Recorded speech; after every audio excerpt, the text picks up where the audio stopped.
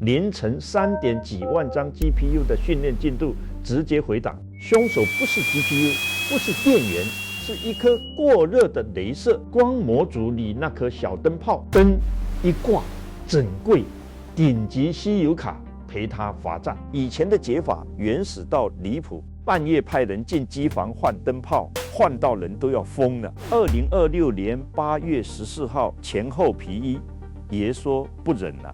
Spectrum X 以太网路光子交换器全面量产，把雷射直接焊进交换器，自称全球第一个量产的每通道200G 的 CPU， 官方口径雷射少4倍，光网路功耗大概剩1/5，故障间隔拉长10倍。先别急着兴奋，焊的是交换器，不是 GPU， 这个区别后面很关键。而且他干了一件很少干的事，供应链名单摊在桌上，公开点名5家，台积电、鸿海，你闭着眼都猜得到嘛。但名单里有一家会让你愣一下，他不在台湾，地址一念出来，有人血压先标是谁？等一下揭晓。这支片就讲透3件事：谁锁死产能，谁定规则，还有为什么最后数钱的从来不是发明的人，是量产的人。标题问一站都没离开台湾，你先自己数，数完再对答案。好，那家公司是谁？名单为什么这样排？悬念先挂着，要看懂老黄为什么宁可焊死也不让你换。你得先拆掉一个几乎所有人都信的神话。抱歉 ，AI 的瓶颈是算力，不是，至少不只是大家聊 AI， 张口闭口都是算力。多少张卡，多少 flops， 谁又囤了几万张 H100？ 这个叙事很爽，但讲白了，只对一半。真正的游戏规则是一座 AI 工厂的天花板，不是你买得起几张卡，是你的变电所能喂饱几张卡。功耗就是货币，每一瓦电要么为 GPU 产出 token， 要么被别的东西吃掉。那被谁吃掉？网路。辉达自己网路部门的头 Gilad Shaner 都讲过，在大型 AI 系统里，横向扩充的光网路功耗正在逼近整体算力功耗的1成左右。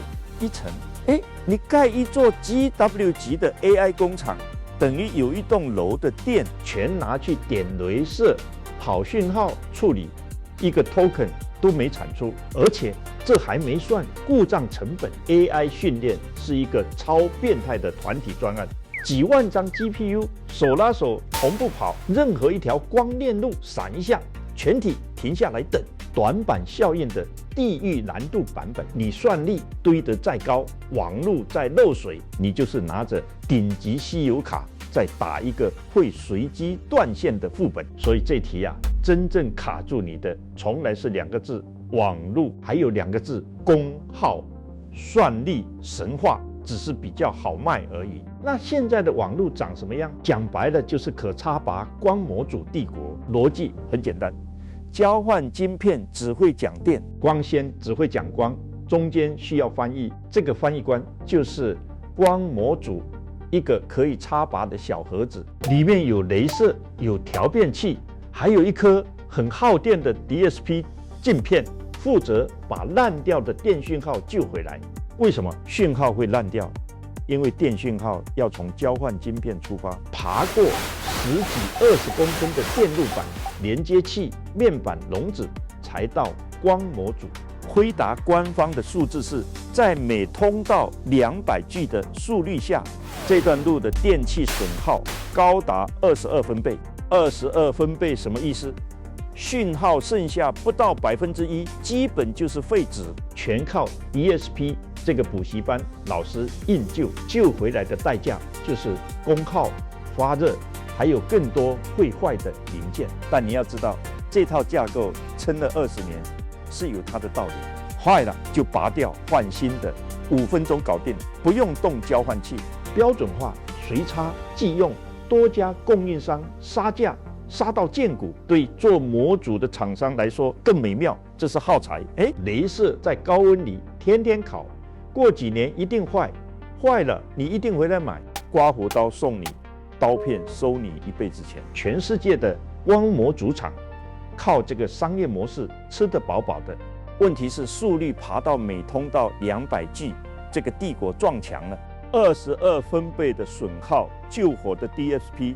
每个模组自带一颗雷射，几十万个模组就是几十万颗随时会挂的雷射，功耗爆表，故障率爆表。帝国不是被谁打败的，是被物理定律追上了。那 CPU 到底干了什么？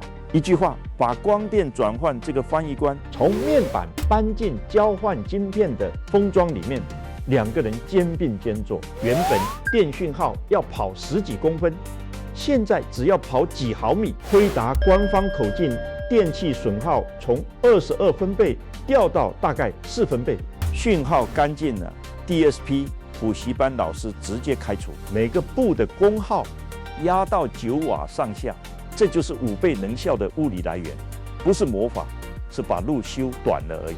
雷射呢也不塞在每个模组里了，改用外部光源，一颗大雷射透过分光喂好几路。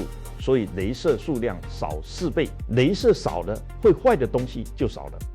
官方讲故障间隔拉长10倍，而且这个外部光源模组是可以抽换的。等一下讲天幅的时候，你就知道这个细节多重要。具体到产品，旗舰叫 SN680-5U 高液冷，里面塞4颗 Spectrum 6交换晶片加内部光纤洗排，总频宽409.6 TP 每秒，可以拆成512个800G 糖，或者2048个200G 糖。什么意思？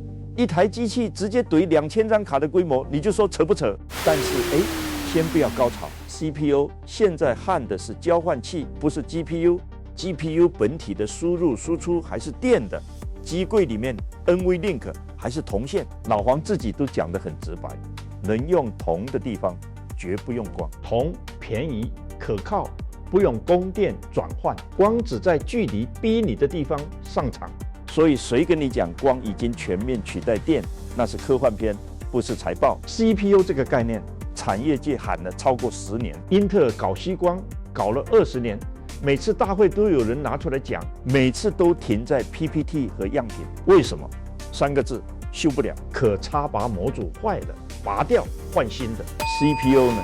光引擎直接焊在几万美金的封装基板旁边，一颗坏了，整包报废，没有重工这回事。所以良率就是生死线。华尔街最会泼冷水的 SemiAnalysis， 去年还发过一份报告，里面一道数学题吓崩整个光通讯族群。假设单个光引擎组装良率95%，一颗交换晶片要配32个引擎，0.95的32次方，系统良率剩19%，5台报废4台，谁玩得起？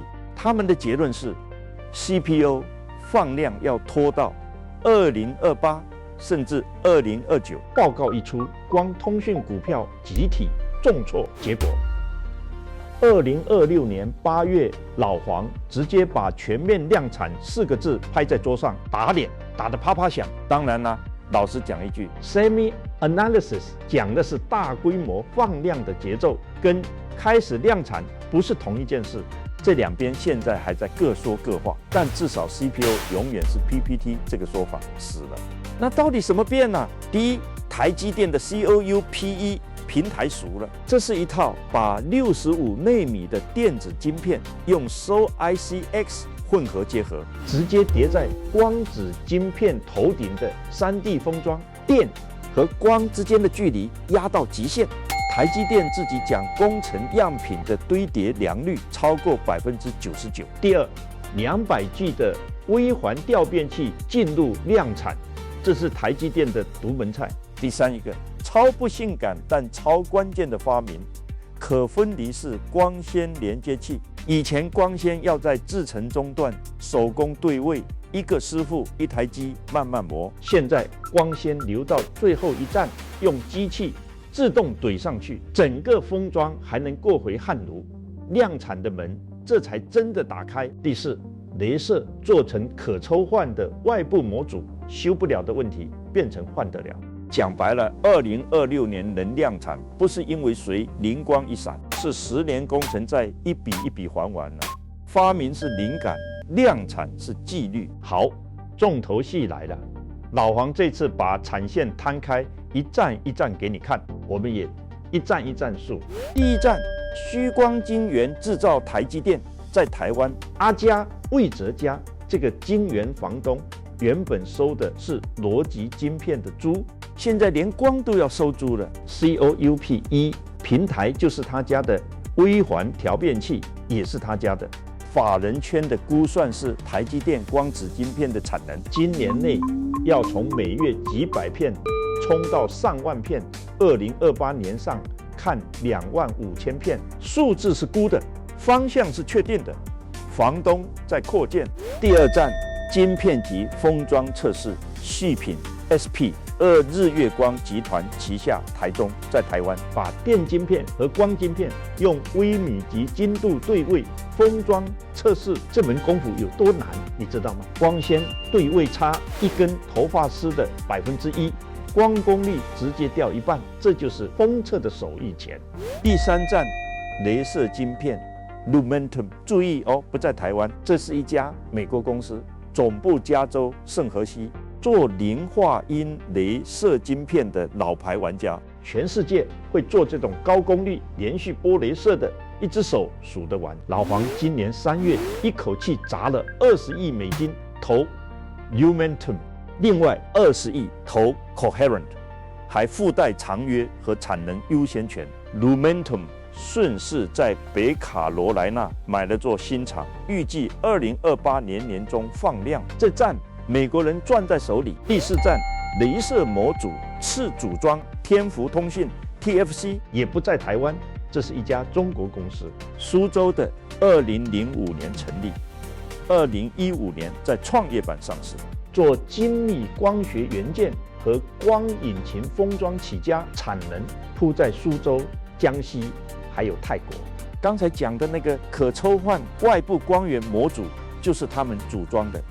这里停一下，很多人看到辉达点名一家中国公司，第一反应是真的假的。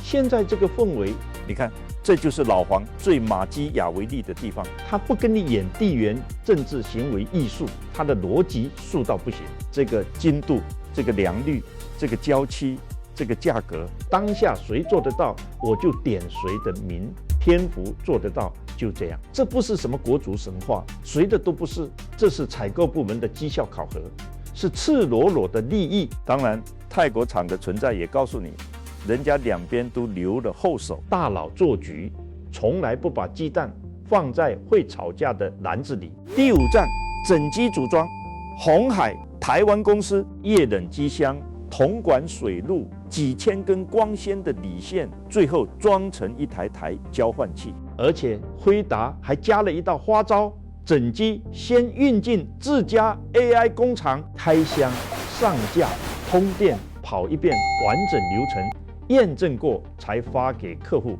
等于出厂前先帮你打一轮副本。数一下，5站里，晶圆、封测、整机，3站是台湾公司雷射晶片，美国雷射模组中国。标题那个问号的答案就是没有，这条产线并没有一站都不离开台湾，但产线的脊椎骨确实是台湾的。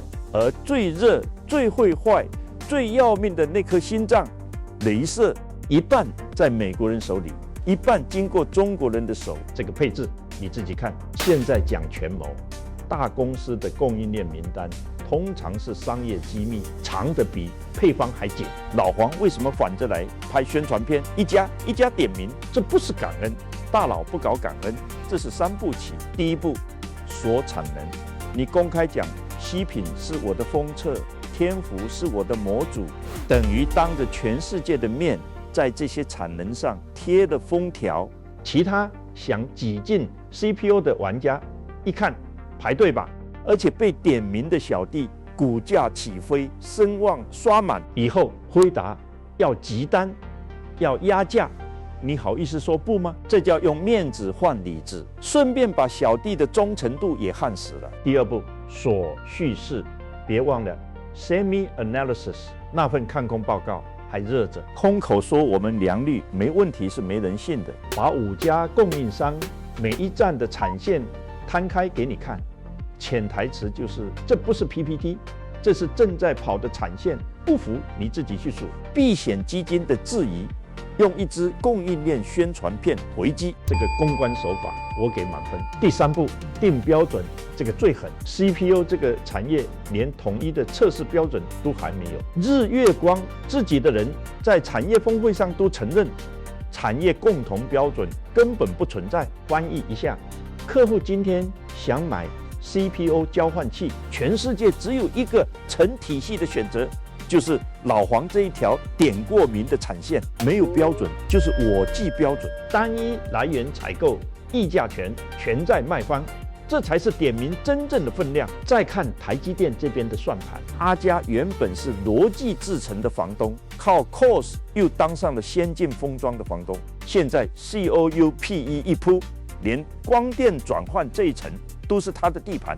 SOIC、COS、COUPE 三件套，等于把 AI 镜片从算到封到光全程收租。别人还在讨论要不要进场，房东已经把新楼层盖好，挂上租金牌价了。吃评测内层手艺钱，鸿海吃整机内层规模钱，各就各位，谁也不越界。这不是温情脉脉的生态系，这是分赃分得很整齐。讲到这里，你可能觉得老黄赢翻了，先不要，这一段是给你泼冷水的，也是全片最重要的一件事。 CPU 不是辉达发明的，矽光这个学科，英特尔跟了20年，论文一卡车，新创公司一狗票，甚至就在交换器 CPU 这条线上，博通都比辉达跑得早。2022年就有第一代 Humboldt， 第2代 Bailey 51.2T 已经在 Meta 的机房里实测，博通给的数字是前100万个设备小时，零链路闪断，这是他们的口径。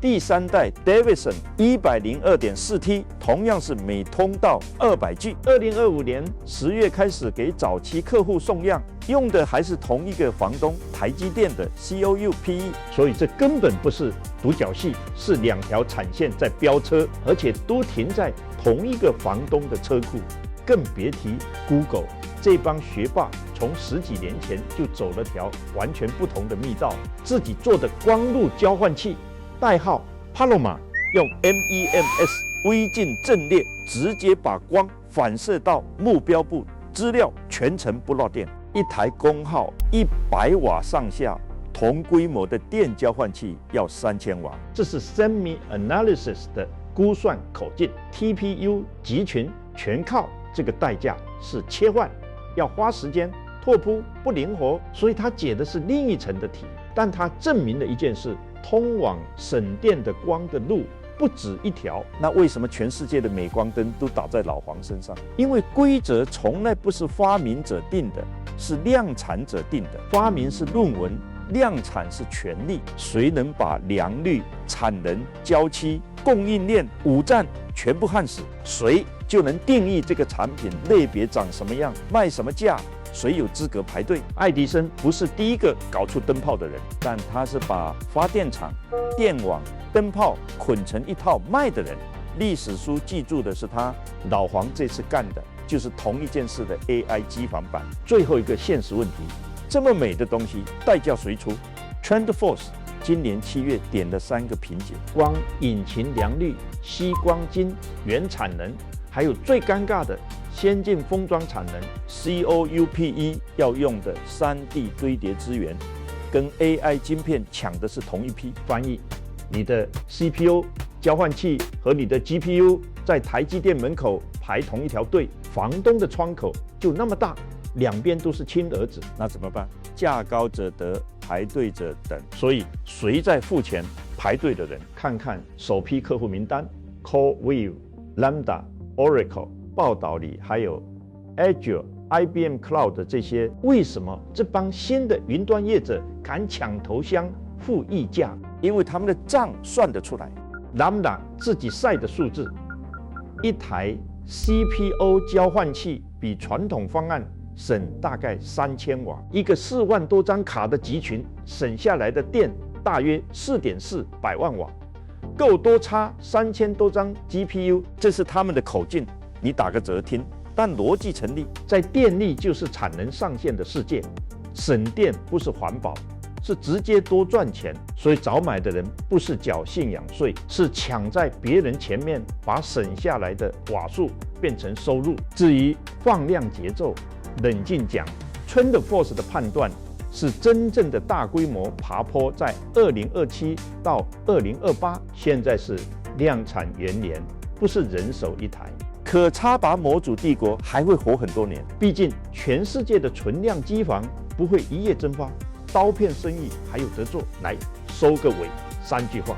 第一句，这次8月的量产宣告，真正的产品不是那台409.6 TP 每秒的交换器，是那条被点名的5站产线，硬体会过时，产线的卡位不会。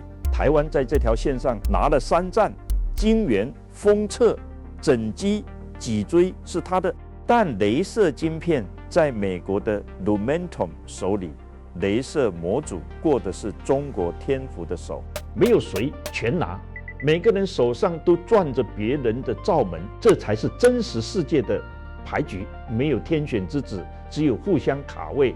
第二句，别吹过头，光现在只焊进了交换器，没有焊进 GPU， 机柜里还是铜的。